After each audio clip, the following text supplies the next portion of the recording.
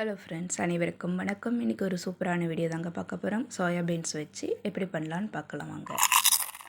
ஒரு கப்பு சோயாவை நான் நைட்டே தண்ணியில் அலசிட்டு ஊற வச்சுட்டேங்க. அது ஒரு குக்கரில் சேர்த்துக்கலாம். அதோட ஒரு தக்காளி, ஒரு வெங்காயம், ஒரு கேரட் சேர்த்து காரத்துக்கேற்ப மிளகாத்தூள், சுவைக்கேற்ப உப்பு, தேவைக்கேற்ற மஞ்சள் பொடி சேர்த்து ஒரு குக்கரில் மூடி போட்டு வேக விடுங்க நல்லா. நான் ஏற்கனவே அரிக்கோ பென்னியே வீடியோ ஒன்று போட்டிருப்பேன். இது நான் வீட்டில் செய்கிறதுனால என்னோடய ஸ்டைலில் நான் எப்படி செய்கிறேன்னு காட்டுறேன், அவ்வளோதாங்க.